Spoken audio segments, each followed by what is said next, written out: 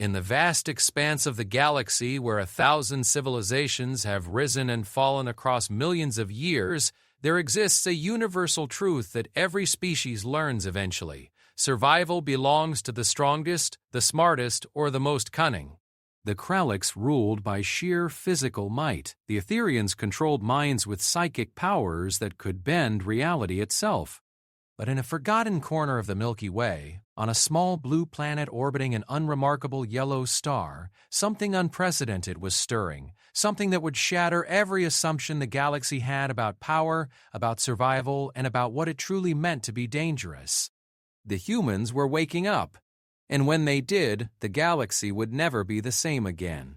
What happens when the most underestimated species in the universe reveals that their greatest strength was never their technology, their size, or their psychic abilities, but something far more terrifying that had been hiding in plain sight all along? The answer would cost some civilizations everything they thought they knew about survival. Others would pay with their very existence. This is the story of humanity's first contact with the galaxy. This is the story of why, across 1,000 worlds, parents now tell their children one simple rule before they sleep: never underestimate the humans. Admiral Zixthara of the Galactic Hegemony adjusted his ceremonial armor as he gazed out at the primitive blue planet rotating slowly beneath his flagship, the inevitable Dawn. The massive dreadnought, stretching 15 kilometers from bow to stern, cast a shadow across Earth's day-night terminator like a metallic eclipse. Around it, a fleet of 300 vessels maintained perfect formation, their hulls gleaming with the advanced metallurgy that had conquered 47 star systems. "Initial scans complete, Admiral," reported his tactical officer, Commander Velnoon, her 6 arms dancing across holographic displays with practiced efficiency. The planet shows signs of early industrial civilization. Primitive chemical propulsion, basic electromagnetic communications, nuclear weapons in their infancy. Population approximately 7 billion. Zixthos' mandibles clicked in what his species considered amusement. 7 billion. Such numbers were impressive for a pre-spaceflight species, but utterly irrelevant when faced with the technological might of the hegemony. His own homeworld of Nexthara Prime housed 12 billion citizens, all of whom lived under the protective umbrella of shields that could deflect asteroid impacts and weapons that could crack moons in half. Hidden installations, defensive capabilities beyond their apparent development level. The Admiral had learned caution over his 2 centuries of service. Sometimes primitive worlds held surprises, ancient artifacts, or forgotten technologies from previous galactic civilizations. Negative, sir. Thorough spectral analysis shows no exotic materials, no energy signatures beyond their documented technological capabilities. Their most advanced weapons appear to be fusion-based explosives with yields in the low megatons. Their space presence is limited to basic satellites and a few research stations. Commander Velnoon paused, accessing additional data streams. However, there is one curiosity. The species shows remarkable genetic diversity compared to most worlds we've encountered. Most civilizations that develop spaceflight have undergone significant genetic bottlenecks in their evolutionary history.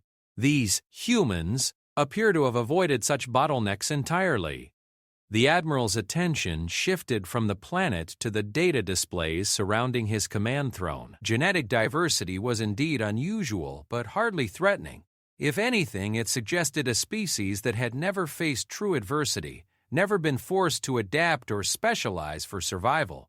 Soft, pampered by their world's abundance. "Defensive formations report ready, Admiral," announced the weapons coordinator, a hulking brickstall whose species had earned their place in the hegemony through their natural talent for destruction.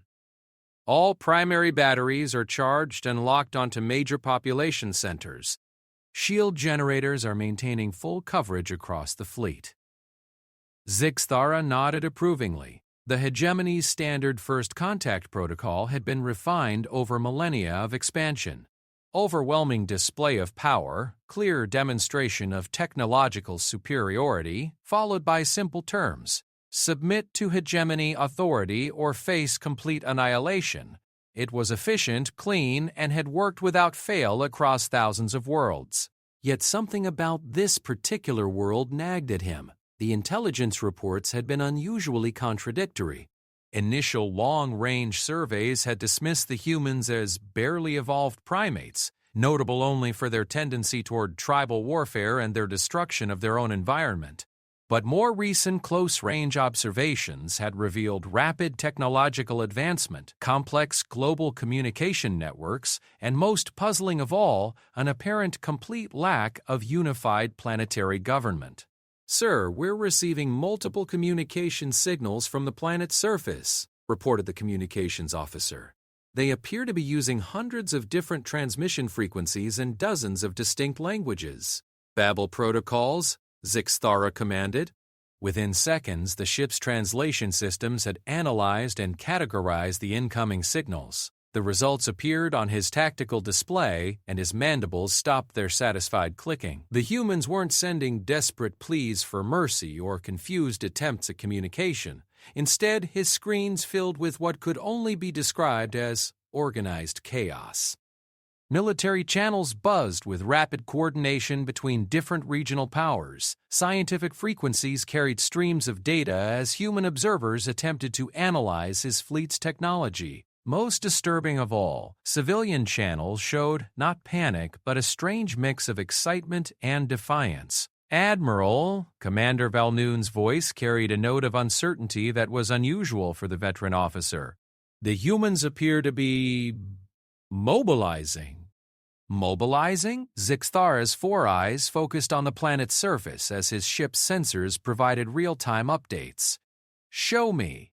The main display shifted to show a global tactical view of Earth's surface. Across every continent, military installations were powering up. Aircraft were taking off from hundreds of airfields. Naval vessels were leaving port. Most intriguingly, civilian populations were not fleeing in panic, but seemed to be implementing some kind of coordinated response plan. How was this possible? The Admiral's voice carried genuine confusion. "Our arrival was undetected until we decloaked in orbit. No species has ever organized a planetary response in less than 6 standard hours. Sir, analysis suggests they've been preparing for this scenario." Valnoon's report came with supporting data streams. Their entertainment media shows extensive fictional scenarios involving hostile alien contact. Their military doctrines include contingency plans for extraterrestrial threats. It appears they've been expecting us, or something like us, for decades. The Admiral stood from his command throne, his full 3-meter height imposing even by hegemony standards. This was unprecedented. In over 300 first contacts, no species had ever prepared for the possibility of hostile alien contact without having first been contacted. It suggested a level of paranoid preparation that bordered on prescience. "Open communication channels with their leadership," he commanded. "Time to end this quickly." "Sir, there's another complication," the communications officer reported hesitantly. "They don't appear to have unified leadership. We're receiving communication requests from over 200 separate governmental entities." Zixthara's blood temperature dropped several degrees, a physiological response his species had evolved to help them think more clearly in crisis situations. 200 separate governments? How had such a fractured species survived long enough to develop nuclear weapons without destroying themselves? Before he could process this information fully, alarms began sounding across the command bridge.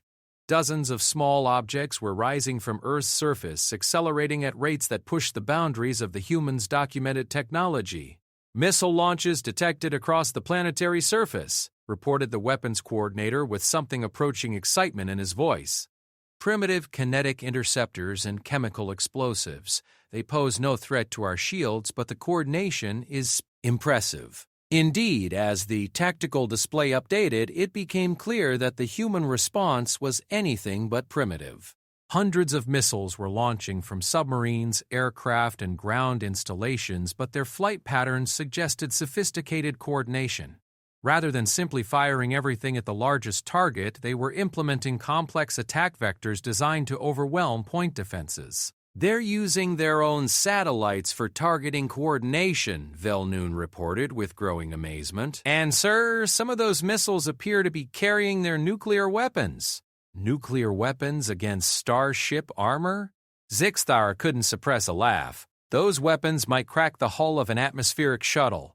Against our primary shields, they'll be less effective than a strong solar wind. But even as he spoke, he found himself studying the human tactics with professional interest. The missiles weren't just aimed randomly at his fleet. The humans had analyzed his formation and were targeting what they had correctly identified as command ships and support vessels. Their weapons were primitive, but their strategic thinking was surprisingly sophisticated. The first wave of human missiles reached the fleet's defensive perimeter. Point defense systems, designed to intercept significantly more advanced threats, swatted the primitive projectiles from space with casual efficiency. Explosions bloomed harmlessly against the fleet's shields, nuclear fire dissipating like candlelight against a hurricane. "Human weapons have been neutralized," reported the weapons coordinator. "No damage to any vessels.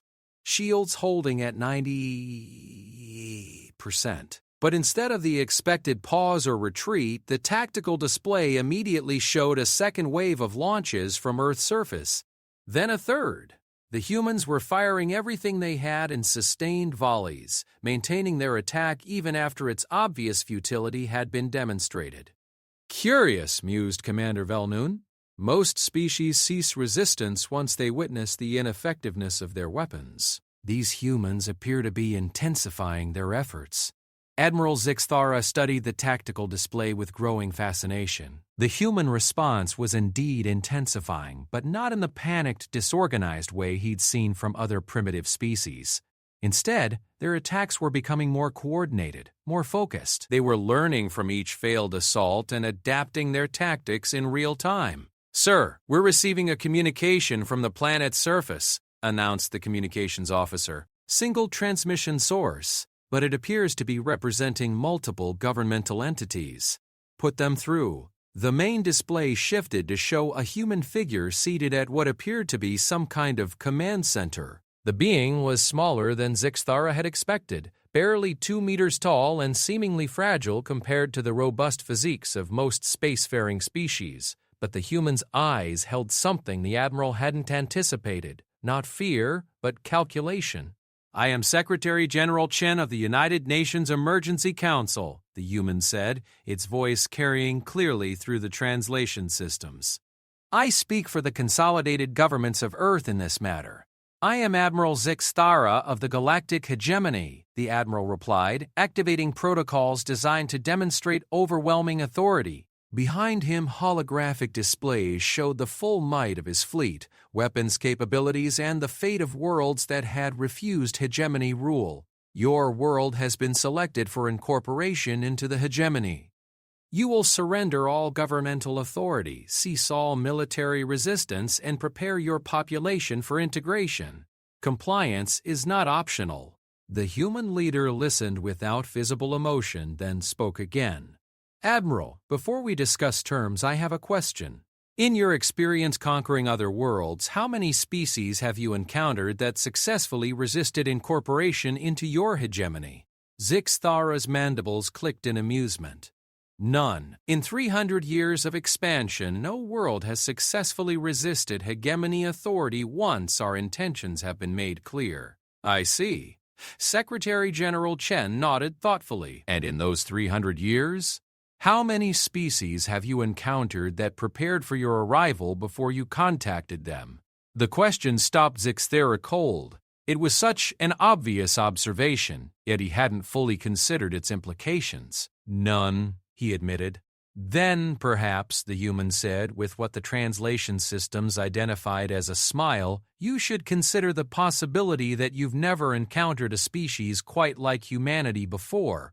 Before the Admiral could respond, alerts began cascading across his command systems. The human missile attacks had stopped, but something else was happening. All across Earth's surface, massive installations were powering up. Energy signatures were appearing that hadn't been present during the initial scans. "Sir," Commander Velnoon's voice carried genuine alarm, were detecting massive electromagnetic signatures across the planet's surface. These installations weren't active during our initial reconnaissance. The tactical display updated to show dozens of enormous facilities across Earth's continents, each drawing power equivalent to entire cities. But more disturbing than their sudden activation was what the ship's sensors were telling him about their purpose. "Admiral," the weapons coordinator's voice was tight with disbelief, "those installations appear to be weapons. Massive directed energy projectors, but using principles our sciences don't recognize." Admiral Zixthara stared at the display, his three hearts beating in complex rhythms that hadn't synchronized since his first battle decades ago. Humans had hidden weapons that their initial scans hadn't detected, weapons using unfamiliar scientific principles. "Impossible," he stated, but even as he said it, he was accessing combat protocols he hadn't needed in over 50 years. "Maintain shields at maximum power. All vessels to battle stations." Secretary General Chen's image remained calm on the communications display. "Admiral, humanity has spent the last century preparing for this day. We've imagined every possible scenario, developed contingencies for every conceivable threat, and built weapons designed specifically to fight enemies with technology far superior to our own." The human leader paused, and when he continued, his voice carried the weight of absolute certainty. "We know we cannot match your technology. We know we cannot match your numbers. But we've had 100 years to think about this problem, and we've discovered something very important about the nature of survival." "What?" Zixthara found himself asking despite his better judgment. "Sometimes, Admiral, the most dangerous enemy isn't the one with the best weapons or the strongest armor. Sometimes the most dangerous enemy is the one who absolutely refuses to lose." The massive installations on Earth's surface reached full power, and space around the hegemony fleet began to shimmer with energies that made the Admiral's sensors scream warnings he'd never heard before. Whatever the humans had built, whatever they were about to unleash, it was unlike anything in the hegemony's extensive database of known weapons technology. For the first time in 3 centuries of conquest, Admiral Zixthara found himself wondering if he had made a terrible mistake. The humans were done talking. The first human weapon fired from the Sahara Desert installation with no visible beam, no dramatic flash of light, nothing that Admiral Zixthara's sensors could definitively track. One moment, the hegemony destroyer Relentless Storm was maintaining perfect formation at the fleet's outer perimeter, its shields glowing with power sufficient to deflect meteor impacts. The next moment, every system aboard the 1,500-meter vessel simply stopped working. "Report!"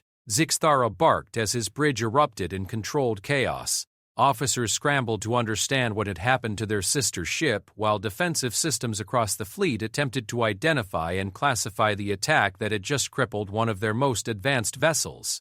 "Unknown energy discharge from planetary surface," Commander Valnoon reported, her 6 arms working frantically across multiple tactical displays. The weapon produced no detectable emissions on any known spectrum. No radiation signature, no particle beam trace, no electromagnetic pulse, but the Relentless Storm has gone completely dark.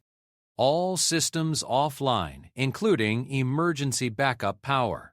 Admiral Zixthara stared at the tactical display in disbelief. The Relentless Storm wasn't destroyed, it was simply dead, floating lifeless in space like a massive piece of debris. In 300 years of warfare, he had never seen a weapon that could completely disable a hegemony warship without leaving any trace of how it had done so. "Life signs?" he asked, though he dreaded the answer. "All crew aboard the Relentless Storm are alive and unharmed," reported the medical officer. "But they're trapped aboard a ship with no power, no life support, and no communication systems.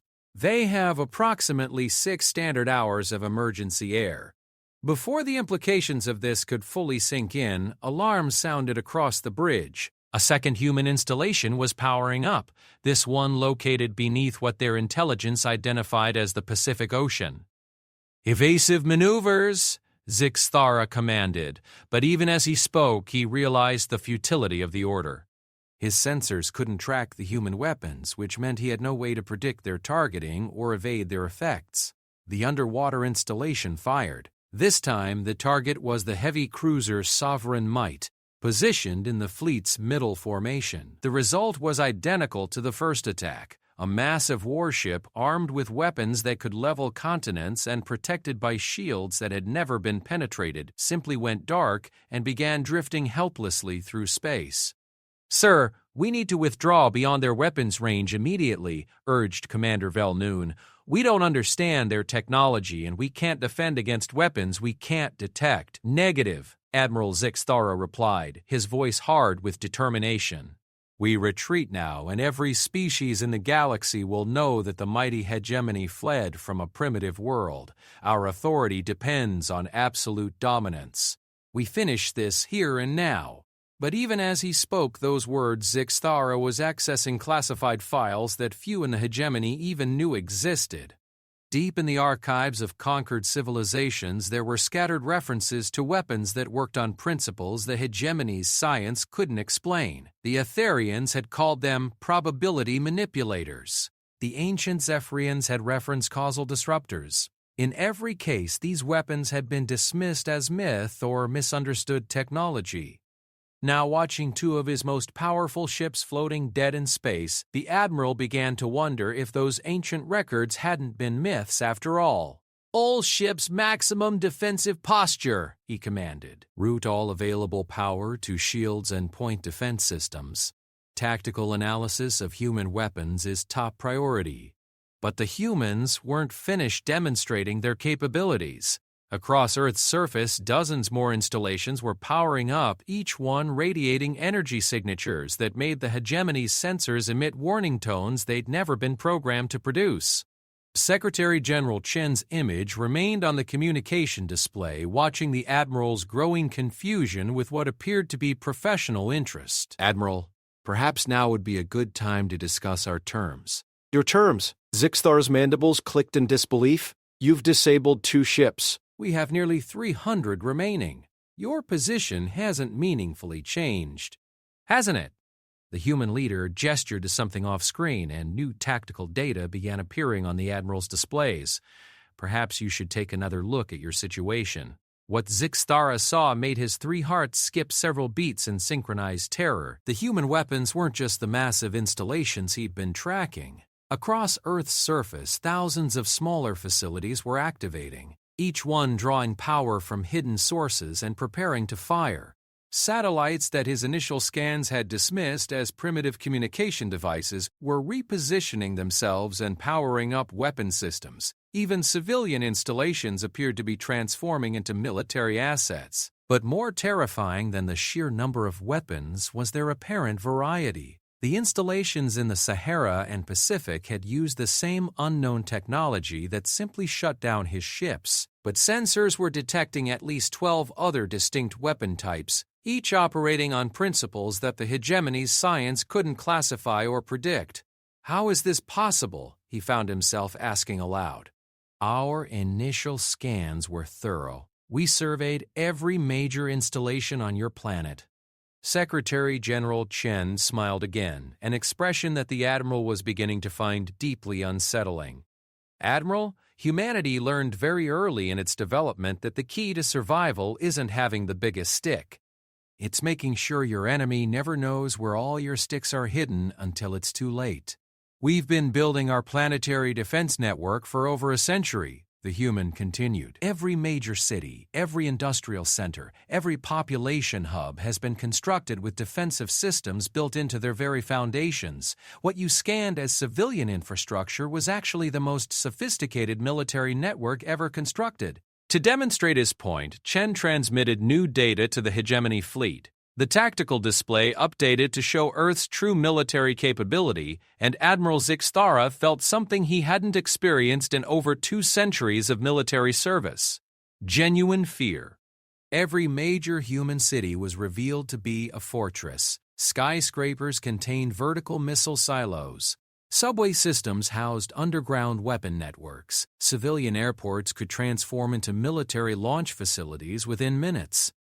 The humans had turned their entire planet into a single massive weapon. "Impossible," Zixthara whispered. No species has ever achieved that level of military integration. The resource requirements alone would bankrupt most galactic civilizations. You're thinking like most galactic civilizations, Chen replied. You build your military separately from your civilian infrastructure.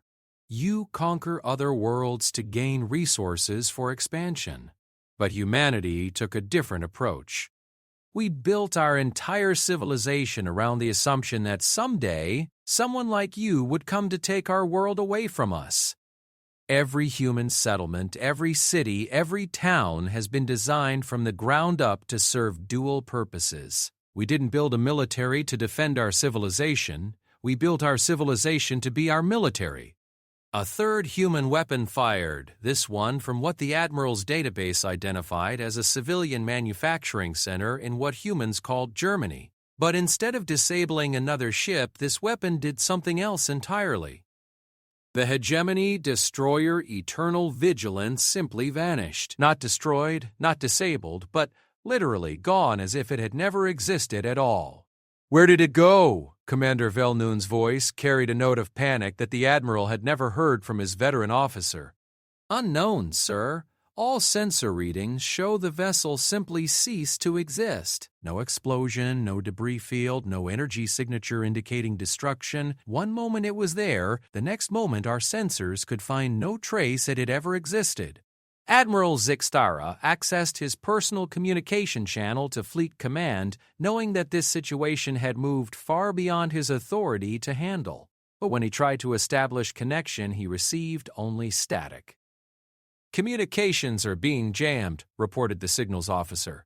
"Not blocked, sir, but actively disrupted by some kind of interference we can't identify or counter. They've cut us off from reinforcements," the Admiral realized. The humans hadn't just prepared weapons to fight his fleet, they'd prepared to isolate his fleet, to ensure that whatever happened here would be resolved without outside interference. Secretary General Chen must have seen the realization in the Admiral's expression. "We've been monitoring hegemony communications for decades, Admiral. We know your protocols, your command structure, your reinforcement procedures. We also know that your fleet isn't expected to report back to command for another 36 standard hours. 36 hours is more than enough time to resolve our current disagreement." A fourth human weapon fired, this one producing a visible effect. A beam of something that wasn't quite light and wasn't quite energy reached out from Earth's surface and touched the battlecruiser Unbreakable Will. The massive ship didn't shut down or vanish. Instead, it began to change. Its hull started dissolving from the point of contact outward, not melting or vaporizing, but simply ceasing to be, as if reality itself was being edited. "All ships' emergency jump preparations," Zixtara commanded, finally accepting that his fleet faced a threat beyond its ability to counter. "We're withdrawing to minimum safe distance." But when his navigation officer attempted to engage the fleet's jump drives, nothing happened. "Sir, jump drives are non-responsive. The humans appear to be generating some kind of spatial distortion field around the planet. We can't enter hyperspace while within their influence." Admiral Zixtara stared at the tactical display as more of his ships began suffering the effects of human weapons. Some went dark like the first two. Others vanished completely. One began aging rapidly, its hull corroding as if centuries were passing in seconds. Another simply turned inside out, its interior systems suddenly exposed to space while its crew found themselves trapped inside what had been the ship's outer armor. The humans had built weapons that didn't just overcome hegemony technology, they operated on principles that made hegemony science seem primitive by comparison. These weren't just advanced weapons, they were weapons that treated the fundamental laws of physics as suggestions rather than limitations. "Sir, incoming transmission from multiple human governments," the communications officer reported. "They're offering to discuss surrender terms." "Whose surrender terms?" Zixtara asked, though he already knew the answer. Secretary General Chen reappeared on the communication display, but this time he wasn't alone. Representatives from dozens of human governments flanked him, each one watching the Admiral with the patient expression of predators who had cornered their prey. "Admiral, we're prepared to accept the surrender of your fleet," Chen said calmly. "Your ships that haven't been disabled will be allowed to withdraw safely. Your crews trapped on dead ships will be rescued and returned to you. We'll even restore communication with your fleet command." "In exchange for what?" the Admiral asked, though part of him already suspected the answer would be worse than complete defeat. "In exchange for a message," Chen replied, "you're going to return to hegemony space and you're going to tell every member of your government, every species in your alliance, and every military commander in your fleets exactly what happened here today. You're going to tell them that humanity cannot be conquered. You're going to tell them that any attempt to attack Earth will be met with complete annihilation. And you're going to tell them that humanity is now aware of their existence and is preparing accordingly." Admiral Zixtara understood. The humans weren't just defeating his fleet, they were using his fleet to send a message that would be heard across the entire galaxy. They were announcing their arrival on the galactic stage not as a primitive species seeking membership, but as a power that other civilizations should fear. "And if we refuse?" he asked. Chen gestured toward Earth's surface, where hundreds of additional weapon installations were still powering up. "Then we demonstrate why every species in the galaxy is about to learn a very important lesson about the nature of human warfare." The Admiral looked at his tactical display one more time. 47 of his ships had been disabled or destroyed. The remainder were trapped by technology he couldn't understand, facing weapons he couldn't predict or counter. His fleet, which had conquered 47 star systems without losing a single vessel, had been reduced to helplessness by a species that hadn't even achieved faster-than-light travel. For the first time in 300 years of hegemony expansion, Admiral Zixtara found himself composing a surrender message. 3 months after the humiliation at Earth, Admiral Zixtara stood before the Grand Assembly of the Galactic Hegemony, his once proud uniform stripped of its conquest decorations and his mandibles clicking nervously as 500 representatives from the galaxy's most powerful civilizations studied him with expressions ranging from disbelief to outright hostility. Supreme Chancellor Krikstal of the Hegemony High Command had listened to Zixtara's report 3 times now, each repetition seeming more impossible than the last. The massive Brixtal warrior's forearms gestured dismissively as he addressed the assembly. "Members of the Grand Assembly, Admiral Zixtara would have us believe that a single primitive world defeated a full hegemony battle fleet using weapons that operate outside known physics. Either our admiral has suffered a complete mental breakdown, or he is attempting to cover up the most catastrophic military failure in our history with elaborate fiction." Murmurs of agreement rippled through the assembly hall. Representative Thessera of the Etherian Collective, her crystalline form shimmering with psychic energy, projected her thoughts directly into the minds of all present. The Admiral's account describes technology that surpasses even our most advanced theoretical frameworks. Weapons that manipulate causality, devices that edit reality itself, defensive systems that transform an entire planetary civilization into a military network. Such capabilities require millions of years of development. Yet our long-range surveys confirm that these humans achieved spaceflight only decades ago, added Counselor Vexnim of the Kraulex Empire, his massive bulk shifting impatiently in his reinforced seat. "How does a species advance from chemical rockets to reality-manipulating weapons in less than a century?" Admiral Zixtara accessed the holographic display systems projecting the sensor logs from his fleet's encounter with Earth. The assembly watched in silence as hegemony warships vanished, went dark, or simply ceased to exist when touched by human weapons. When the display showed the battlecruiser Unbreakable Will dissolving as reality itself was rewritten around it, "These sensor logs have been verified by our most advanced analytical systems," Zixtara stated, his voice carrying the weight of absolute certainty. "Every measurement, every energy reading, every tactical assessment has been confirmed as accurate. What you see is exactly what happened. The humans didn't just defeat us," he continued, accessing additional data streams. "They demonstrated complete mastery over physical laws we barely understand. Their weapons operate on principles that make our most advanced technology appear primitive by comparison.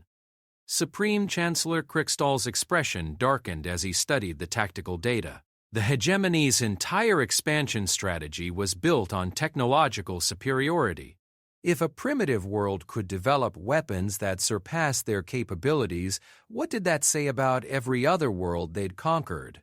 What did it say about species they'd dismissed as insignificant? Perhaps, suggested Representative Tissacara, these humans discovered ancient technology. Archaeological evidence suggests several previous galactic civilizations achieved advanced development before disappearing. The humans may have uncovered abandoned weapons from a previous era, but even as she spoke, her crystalline form dimmed with uncertainty. The psychic collective consciousness of her people had searched the galaxy for millennia, seeking traces of ancient civilizations. They had found ruins, artifacts, and fragments of forgotten knowledge, but nothing approaching the capabilities the humans had demonstrated. Admiral Zixthara shook his head, accessing classified intelligence reports that few in the Assembly had clearance to review. Our analysis suggests otherwise. Human technology shows clear evolutionary development from their documented history. These weapons weren't discovered, they were developed through a process we don't understand. More disturbing is their strategic thinking.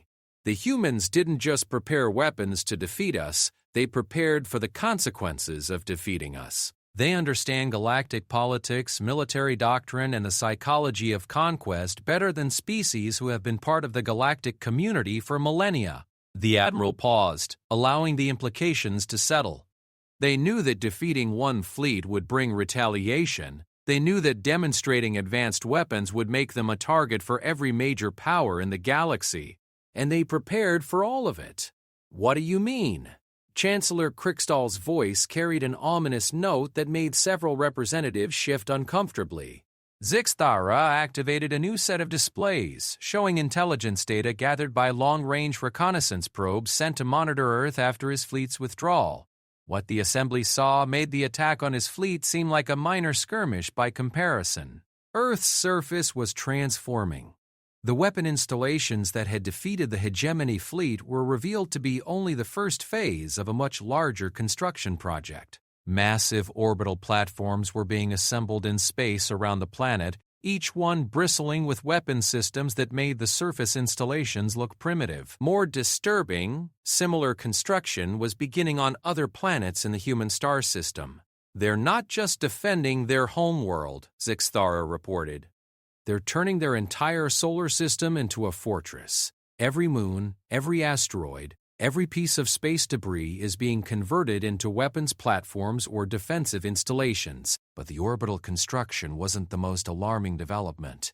Deep space monitoring stations had detected something that sent chills through every military strategist in the Assembly. Human ships. Impossible, breathed Counselor Vexnim. Our initial surveys confirmed they possessed no faster-than-light capability. They didn't, Zixthara confirmed. 3 months ago, humans were limited to their own solar system. Today, our monitoring stations have detected human vessels operating in 17 different star systems. The display updated to show a galactic map with human expansion vectors highlighted in ominous red. The pattern wasn't random exploration or colonization. It was systematic reconnaissance of every major hegemony military installation within 50 light-years of Earth. They've achieved faster-than-light travel in 3 months? Representative Tissacera's psychic projection carried notes of genuine terror. That's impossible. Even with captured hegemony technology, reverse engineering our jump drives would require years of analysis. Our intelligence suggests they didn't reverse engineer our technology, Admiral Zixthara replied grimly. They developed their own FTL systems using principles we don't recognize, and their ships aren't just fast, they're invisible to our sensors until they choose to reveal themselves. The Assembly Hall erupted in panicked discussions as representatives realized the implications. A species that could develop reality-manipulating weapons in decades and achieve superior FTL travel in months wasn't just dangerous, it was unprecedented in galactic history. Supreme Chancellor Krikstal called for order, his massive frame radiating authority that gradually silenced the Assembly. What are the humans' intentions? Have they made contact with other species? Are they preparing for offensive action? Unknown, Sixthara admitted. Human ships observe our installations but don't engage. They monitor our communications but don't interfere. They appear to be gathering intelligence on every major power in the galaxy, but we don't know what they intend to do with that information. However, he continued, accessing the final set of data, there have been developments that suggest humanity's emergence has already begun affecting galactic politics. The display showed intelligence reports from across hegemony space. On worlds they'd conquered, subject species were showing signs of unrest. Stories of humanity's victory over the hegemony were spreading despite communication restrictions. More concerning, several conquered species had begun developing what appeared to be human-inspired resistance technologies. The Nexari Rebellion on Kepler 442b used weapons that operated on principles similar to human technology, Zixthera reported. The Silthaic Uprising on Ross 128 employed defensive strategies that match human tactical doctrine. Somehow, knowledge of human capabilities is spreading through our territory and inspiring resistance movements. Counselor Vexnum's massive claws scraped against his seat's armrests. Are the humans actively supporting these rebellions? No evidence of direct contact, the Admiral replied, but the very knowledge that the hegemony can be defeated appears to be sufficient to inspire insurrection. Our control over conquered territories depends on the perception of our invincibility. Humanity's victory has shattered that perception. The true scope of the crisis was becoming clear to everyone in the assembly. Humanity hadn't just defeated a single fleet, they had undermined the psychological foundation of hegemony power across the galaxy. Every conquered species now knew that the mighty hegemony could be beaten by a supposedly primitive world. Representative Thesara's crystalline form pulsed with agitated energy. We must act quickly to contain this threat. A concentrated assault with the full might of the hegemony military could overwhelm even their advanced defenses. Negative, Admiral Zixthara replied immediately. I've analyzed human capabilities extensively since our encounter. They didn't reveal their full strength when they defeated my fleet. The weapons and defenses they demonstrated represent only a fraction of their actual military capacity.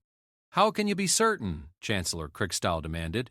Because they allowed my surviving ships to leave, the Admiral explained. A species that could disable half my fleet in minutes and destroy the other half just as easily chose to let us go. That level of restraint suggests they possessed the capability to annihilate us completely but chose not to exercise it. Furthermore, their construction projects suggest they were already prepared for massive retaliation. They're not building defenses for their current capabilities, they're building defenses for a war against the entire galactic community. The assembly fell silent as members contemplated the implications. A species that had planned for war against the entire galaxy before achieving spaceflight wasn't just dangerous, it suggested a level of strategic thinking that bordered on prophetic. What do you recommend? Chancellor Kriegstahl asked finally. Admiral Zixthara stood at attention, knowing that his next words would either save the hegemony or doom it to the same fate as countless conquered worlds. I recommend we do something the hegemony has never done in its 3,000-year history, which is, I recommend we negotiate. The silence that followed was broken only by the sound of several representatives accessing emergency communication channels with their home governments. Across the galaxy, the greatest military alliance in known history was about to discover that there were some opponents too dangerous to fight and too powerful to ignore. Humanity had forced the galaxy to confront a truth that would reshape interstellar politics for generations to come. Sometimes the most dangerous enemy is the one who refuses to be underestimated twice. Elena Vasquez adjusted her translation headset as she stepped into the most heavily fortified conference room humanity had ever constructed. Built deep beneath the Rocky Mountains and protected by layers of defensive systems that made the Pentagon look like a paper tent, the Global Defense Initiative's primary command center had been designed for exactly this moment. Humanity's first formal diplomatic contact with galactic civilization. Around the circular table sat representatives from every major human government and military organization, but their attention was focused on the three figures who had just materialized in the center of the room using transportation technology that human science couldn't yet explain. The Galactic Hegemony's diplomatic delegation had arrived precisely on schedule, and their very presence confirmed what humanity's intelligence networks had been reporting for weeks. The galaxy was terrified. The lead delegate, a being Elena's briefings identified as Senior Diplomat Vorthak of the Hegemony Diplomatic Corps, stood nearly 3 meters tall, with crystalline skin that seemed to shift between different states of matter. Behind him, a massive brick-stall warrior and a floating Etherian psychic completed the delegation, representing 3 of the most powerful species in known space. Secretary General Chen, Vorthak said, his voice carrying the musical tones that his species used to convey respect and caution, "We come before humanity with an unprecedented proposal from the Grand Assembly of the Galactic Hegemony." Elena watched as Chen nodded politely, but she could see the calculation in his eyes. As head of the newly formed United Earth Defense Council, he had spent the past 6 months preparing for this moment, studying every piece of intelligence humanity had gathered about galactic politics and power structures. "We're honored by your visit, Senior Diplomat," Chen replied, "though I confess curiosity about why the hegemony chooses to negotiate with a species they recently attempted to conquer." The brick-style warrior, identified as General Thraxall, shifted uncomfortably at the reference to Admiral Zixthera's defeat. His species had built their reputation on military invincibility, and humanity's casual dismissal of hegemony forces had shaken the very foundations of brick-style identity. "The circumstances of our first encounter were unfortunate. Admiral Zixthara exceeded his authority in attempting immediate conquest. The hegemony's current position is that humanity deserves recognition as a sovereign power deserving of diplomatic consideration." Elena almost smiled at the diplomatic language. Her intelligence briefings had painted a very different picture of the hegemony's position. Across their territory, conquered species were openly rebelling, inspired by humanity's victory. 3 separate member species had withdrawn from the hegemony entirely, declaring themselves neutral in any future conflict with Earth. Most critically, the hegemony's military couldn't explain how humanity had developed reality-manipulating weapons, which meant they couldn't predict what other capabilities humans might possess.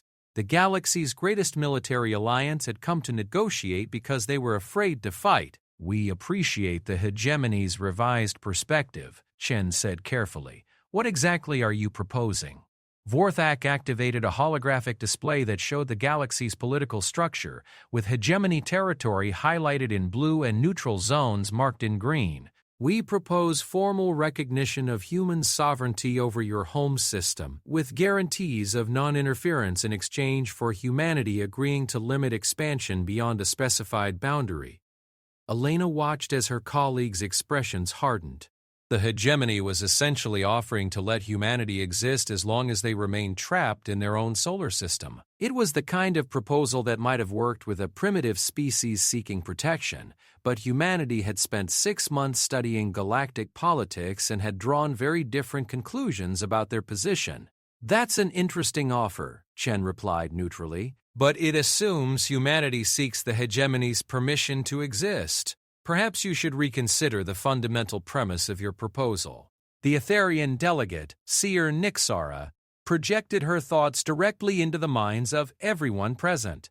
A subtle display of psychic dominance that worked on most species but had been anticipated by human negotiators. Elena felt the alien presence touch her mind and immediately activated the mental shielding techniques that humanity's crash program in psychic defense had developed. "Your species shows remarkable potential." Nixara's mental voice carried undertones of threat, but potential without wisdom leads to destruction. The galaxy has seen many promising species overreach their capabilities and face extinction as a result. How many of those species, Elena found herself asking, had actually defeated hegemony forces before facing extinction?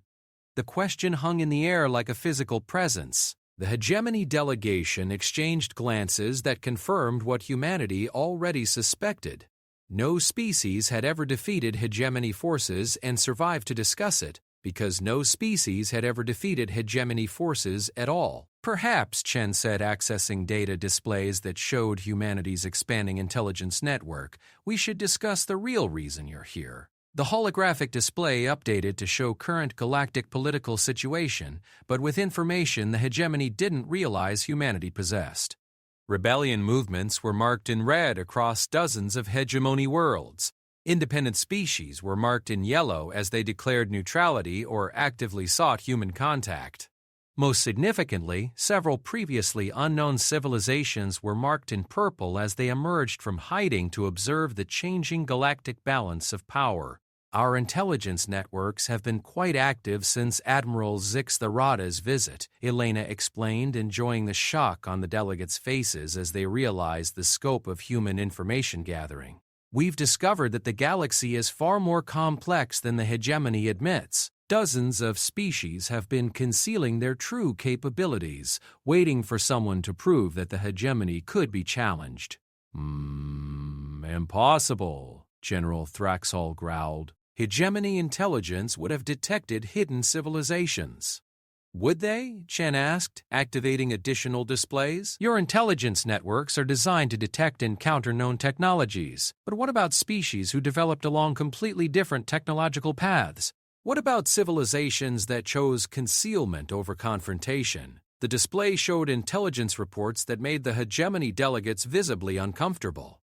The Phantom Collective, a group of species that had mastered invisibility technologies and had been observing galactic politics for millennia without being detected. The Deep Builders, an alliance of subterranean civilizations that had developed reality-manipulating technology independently and had been preparing for surface contact. The Far Wanderers, nomadic species with technology that allowed them to exist between dimensions. Humanity's emergence hasn't just inspired rebellion among conquered species, Elena continued.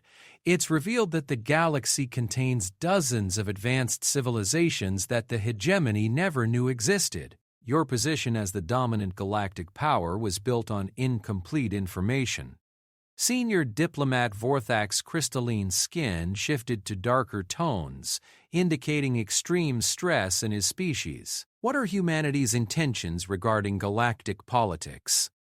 That depends, Chen replied, on how the existing galactic community chooses to interact with us. Elena accessed the next set of displays showing humanity's expanding military and diplomatic capabilities. In the 6 months since first contact, human technology had advanced at rates that violated every known model of scientific development. More importantly, humanity had established contact with 17 separate species, most of whom had never acknowledged hegemony authority. Humanity offers a simple choice to all galactic civilizations, Chen explained. Peaceful coexistence based on mutual respect and technological exchange, or competitive opposition with all the consequences that implies. You're threatening the entire galactic community? Seer Nixara's psychic projection carried notes of disbelief. We're clarifying our position, Elena corrected. For 3,000 years, the hegemony has maintained galactic order through the threat of overwhelming force. You've made it clear that any species refusing to submit faces conquest or extinction. Humanity simply operates under the same principle, Chen added. Any species or alliance that threatens Earth or human interests faces consequences proportional to the threat they represent. General Thraxall's massive frame tensed for combat, but senior diplomat Vorthak gestured for restraint. The hegemony delegation was beginning to understand that humanity hadn't just defeated one fleet, they had prepared for war against the entire galactic community if necessary. What would humanity consider acceptable terms for coexistence? Vorthak asked finally. Elena smiled as she accessed the final set of displays. This was the moment humanity had been preparing for since Admiral Zixthar's fleet had first appeared in Earth's skies. Full recognition of human sovereignty over all systems currently under human influence, with no restrictions on expansion or development. Chen began, listing terms that would have been laughed at 6 months ago. Immediate cessation of all hostile actions against species currently in rebellion against hegemony authority. Establishment of neutral zones where species can choose their own governmental structures without hegemony interference. Most importantly, Elena continued, establishment of new galactic protocols based on voluntary cooperation rather than conquest and submission. The age of imperial expansion through military force ends now. The hegemony delegates sat in stunned silence as they realized humanity wasn't just seeking membership in the existing galactic community. They were demanding fundamental changes to the power structures that had governed interstellar civilization for millennia. These terms would require complete restructuring of galactic government, Vorthak said finally. Yes, Chen agreed, they would. And if the hegemony refuses? Elena activated displays showing human military capabilities that made the weapons used against Admiral Zixthara's fleet look primitive by comparison. Orbital platforms around Earth had grown into massive installations capable of projecting force across interstellar distances. Human ships now operated in over 50 star systems, gathering intelligence and establishing contact with species the hegemony had never encountered. Then the galaxy discovers what happens when humanity stops being patient, she replied. Senior diplomat Vorthak's skin shifted through several color patterns indicating complex emotional states his species experienced when facing impossible choices. Around the table, the most powerful military alliance in galactic history was confronting a truth that would reshape their understanding of power itself. We will need to consult with the Grand Assembly, he said finally. Of course, Chen replied politely, but while you're consulting, you should be aware that 17 other species have requested formal diplomatic relations with humanity. The Phantom Collective has offered to share their invisibility technology. The Deep Builders want to establish joint construction projects. The Far Wanderers are proposing exploration partnerships that would give humanity access to dimensional travel capabilities. Regardless of the hegemony's decision, Elena concluded, galactic politics are changing. The only question is whether established powers adapt to the new reality or find themselves replaced by it. As the hegemony delegation prepared to leave, General Thraxall turned back with a question that had been bothering military strategists across the galaxy. How did your species develop such capabilities so quickly? What made humanity different from every other species we've encountered? Elena exchanged glances with Chen before answering. General, every species you've conquered made the same mistake. They assumed that technological capability was the primary factor in determining survival, but humanity learned something different. What? We learned that the most dangerous weapon in the universe isn't superior technology or overwhelming force. It's the absolute refusal to accept that any problem is unsolvable or any enemy is unbeatable. You conquered other species because they eventually accepted defeat as inevitable. Humanity has never accepted that any outcome is inevitable. As the hegemony delegates vanished in another display of their transportation technology, Elena looked around the command center at her colleagues. Humanity had just redefined the rules of galactic civilization, but the real work was just beginning. The galaxy was about to discover that underestimating humanity had been the least of their mistakes. 2 years after first contact, Ambassador Elena Vasquez stood on the observation deck of Harmony Station, humanity's first interstellar diplomatic facility, watching as representatives from over 300 galactic civilization of the new Galactic Assembly. The massive space station, constructed using a combination of human engineering and technology shared by their new allies, orbited a neutral star system that had been chosen specifically because no single species could claim territorial authority over it. Through the transparent aluminum windows, Elena could see the greatest gathering of diverse intelligence in galactic history. Etherian crystal ships moved alongside human destroyers equipped with reality-manipulating weapons. Phantom Collective vessels flickered in and out of visibility as they tested their cloaking systems. Deep Builder mining platforms, bigger than most space stations, hovered near the diplomatic shuttles of species so small their representatives needed environmental suits to survive in standard atmosphere.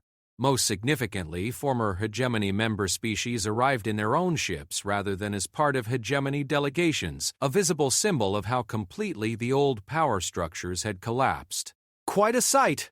commented Dr. James Harrison, Elena's counterpart from the European Federation and humanity's leading expert on xenopsychology. 2 years ago, most of these species didn't even know the others existed. Now they're working together to completely restructure galactic civilization.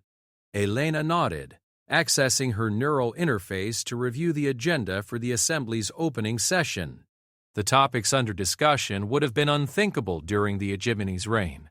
Establishing protocols for voluntary species interaction, creating frameworks for peaceful technology exchange, developing exploration guidelines that prioritize discovery over conquest. Any word from the Hegemony delegation? She asked. They're still debating whether to attend, Harrison replied. Supreme Chancellor Krikstal is under enormous pressure from hardline factions who want to attempt military action against the new alliance. But their moderates understand that direct conflict with humanity and our allies would mean the complete destruction of hegemony civilization.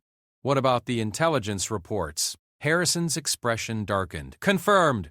The hegemony has been attempting to develop weapons based on human principles, but their approach is fundamentally flawed. They're trying to reverse engineer our technology without understanding the philosophical framework that made it possible. Elena wasn't surprised. Humanity's weapons hadn't emerged from superior technology, but from a completely different way of thinking about reality itself. While other species had developed tools to manipulate their environment, humanity had developed the ability to question whether their environment's limitations were actually fixed laws or simply assumptions that could be overcome.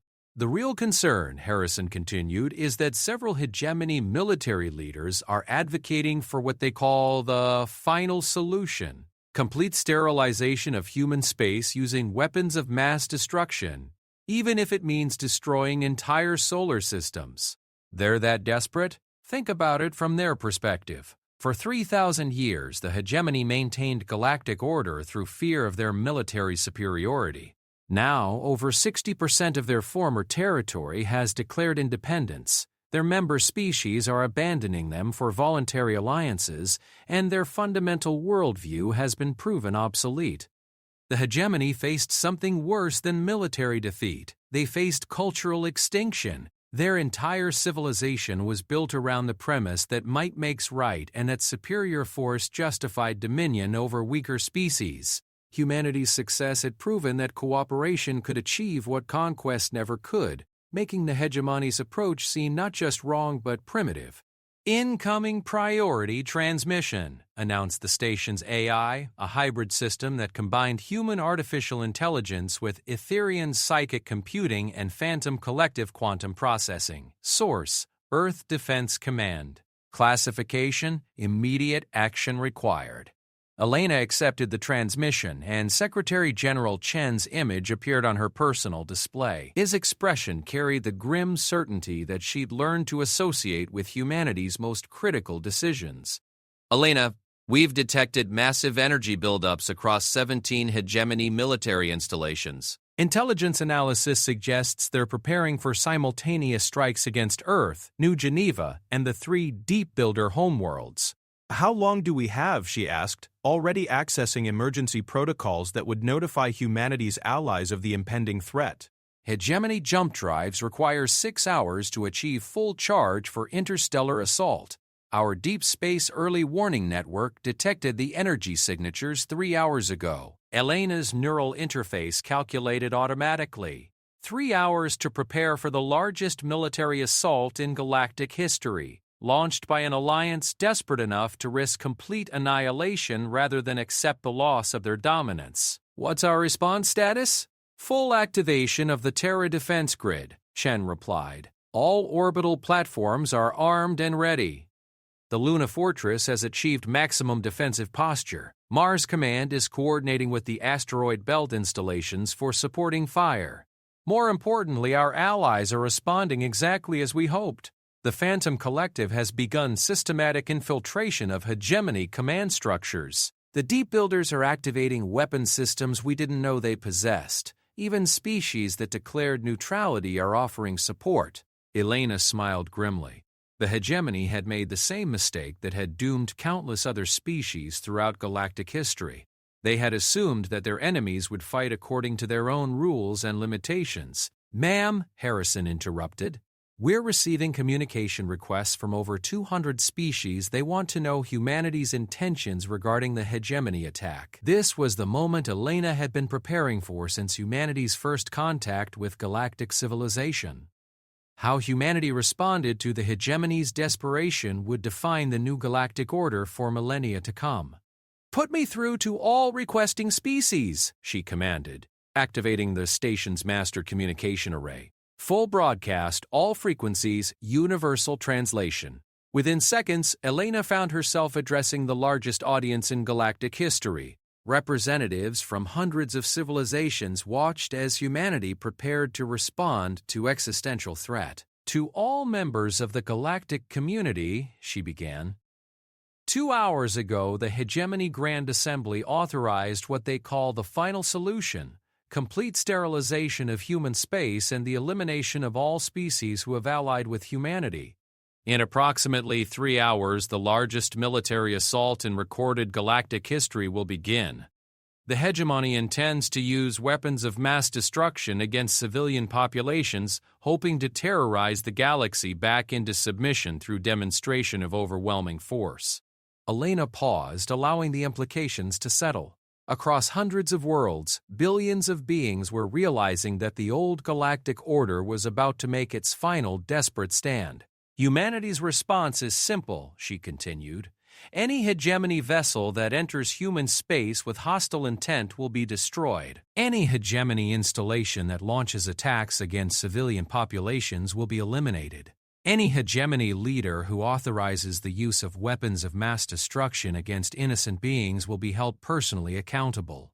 But more importantly, we want the galaxy to understand something about humanity's approach to conflict resolution."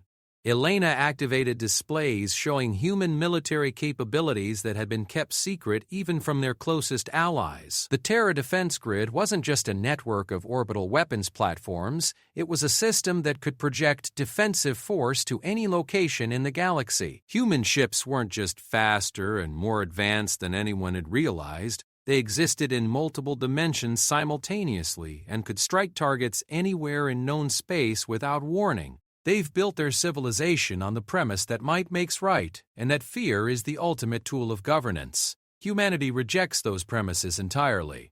We possess the capability to eliminate every hegemony installation in the galaxy within hours. We could erase their species from existence and face no meaningful retaliation. We could become the very thing they fear, a power so overwhelming that resistance is impossible. Instead, we choose a different path. The displays updated to show what Elena privately called humanity's masterstroke, a complete real-time map of every hegemony military installation, political center, and population hub in the galaxy. But instead of targeting data, the map showed detailed plans for capturing and securing every location without causing civilian casualties. In exactly 3 hours, when the hegemony launches their final assault, humanity will respond by completely dismantling their military capability while simultaneously protecting their civilian populations from their own government's desperation. Every hegemony weapons platform will be disabled. Every military vessel will be captured or destroyed. Every political leader who authorized attacks against civilians will be detained for trial under the new galactic justice protocols. But every civilian population will be protected. Every species currently under hegemony rule will be offered the choice of independence or voluntary alliance. Every individual being will be given the opportunity to determine their own future. Elena smiled as she prepared to deliver humanity's fundamental message to galactic civilization. The age of conquest is over. The age of cooperation begins now.